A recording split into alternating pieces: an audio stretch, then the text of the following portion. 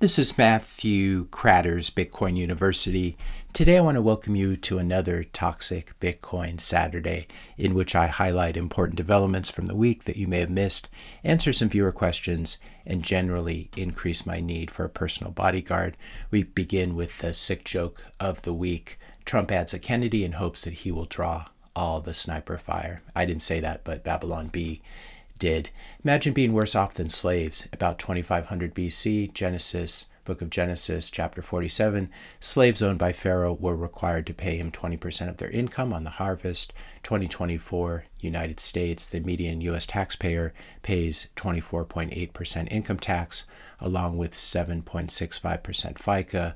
On his taxed income, he or she then pays sales tax, property tax, gas tax, and many other taxes and fees. And if you want to see how bad this could get, I encourage you to watch my video about unrealized capital gains, which is on the Kamala Waltz platform. So be sure to check that out if you haven't already. And I wanted to play this video too. I thought it was extremely inspiring. This is Francis Pouliot, founder of Bull Bitcoin in Canada.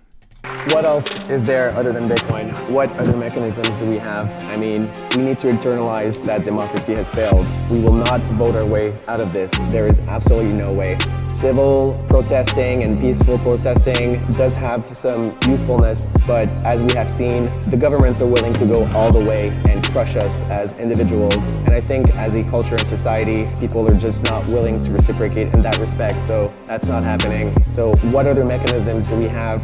We need to bankrupt them. We need to make sure that they cannot pay the enforcers, they cannot pay the bureaucrats. The only way we can remove their resources is by creating a Bitcoin standard, which they will not be able to live under. The libertarian movement, I think, has failed. And if Bitcoin is not the answer, then please someone tell me what's the alternative. I think that we should be getting everybody that's involved in politics and trying to make incremental change to switch to the Bitcoin mindset. And I'm very happy that with the trucker movement, I hope that we were able to send this message out to freedom fighters all over the world and tell them, guys, Bitcoin is the only way, the only mechanism that we have that's actually peaceful. So if you want to remain peaceful, then hop onto Bitcoin, because that's our only option. I love that video with all its edits. Now we move on to one of Samson's tweets. 2.1 quadrillion sats is just about the right number to store all human value forever. The fiat clown world has essentially pushed us to that number in dollar terms, 900 trillion in global assets plus 1.2 trillion in derivatives. Now we rebase everything to Bitcoin and deflate. This shows how early we are. Here's Bitcoin at just over $1 trillion market cap. We still have gold, art, and the really big one here is bonds. These are melting ice cubes. These are certificates of confiscation, as Warren Buffett calls them, and eventually Bitcoin will eat into a gigantic portion, a gigantic percentage of this global wealth as a store of value. I like this comment as well from Joe Carlasari. If you're buying high quality assets, presumably like Bitcoin, you only have one lesson to learn: never sell. If you're buying low quality assets, you have to learn what to buy, and when to sell. It's much more complicated, and I might add, you end up paying a lot of capital gains taxes, both short and long term. Just keep it simple and hodl Bitcoin.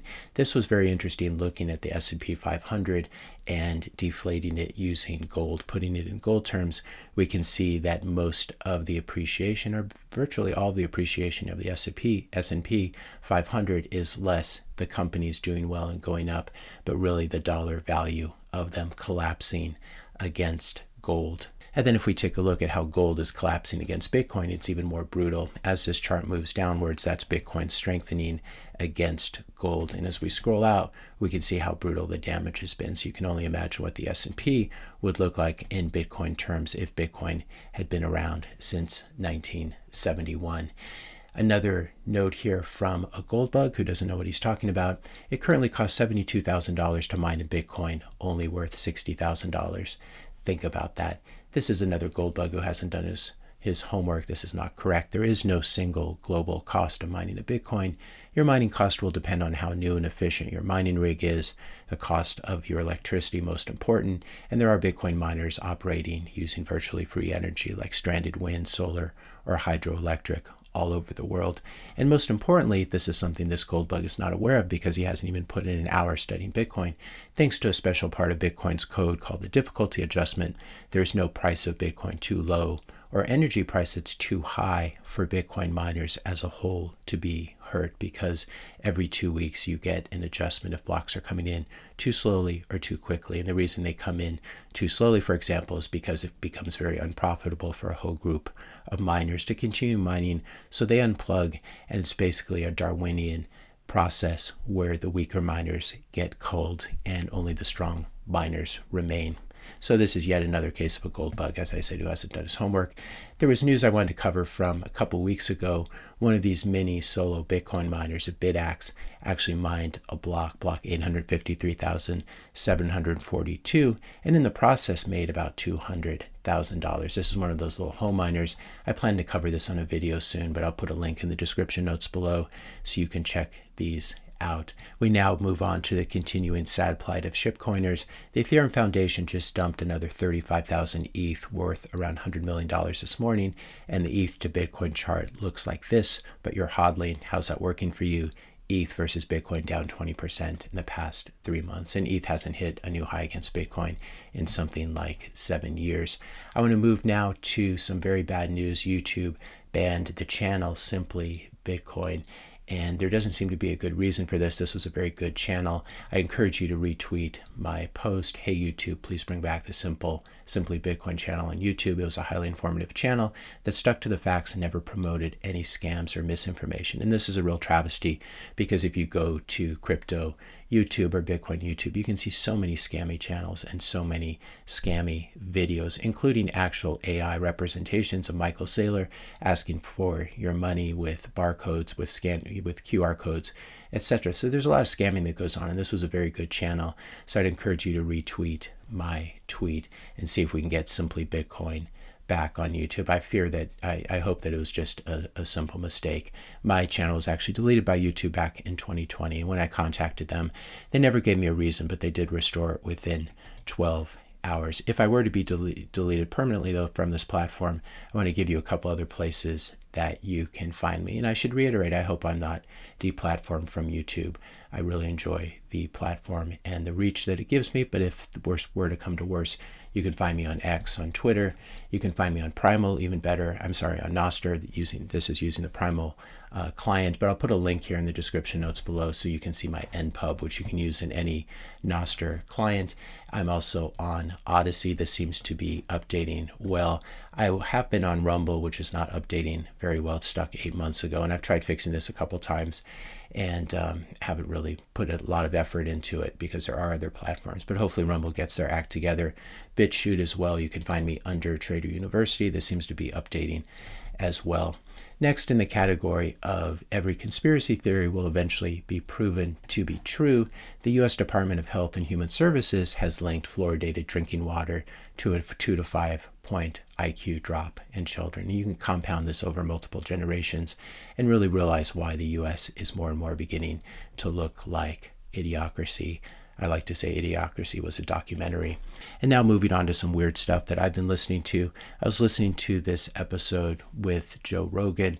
He was interviewing the guy who did the book Blitzed, which was basically about methamphetamine usage in Nazi Germany. And he discovered some interesting stuff when he was writing that book. He discovered that the Nazis were actually quite interested in psychedelics as well. I'm about halfway through this podcast, but I definitely recommend it. Whatever you think of Joe Rogan, one way or the other, this was an excellent interview so far. And the other interesting thing that the author of that new book, which is called Tripped, Nazi Germany, the CIA, and the Dawn of the Psychedelic Age, a thing he mentions, a personal anecdote I found very interesting, that he was able to use microdoses of LSD on his mother to significantly reverse her Alzheimer's. I think something like 50 microgram doses or something around there. So that was very interesting discussion. Another interesting discussion, Tucker Carlson interviewing Casey Means and her brother.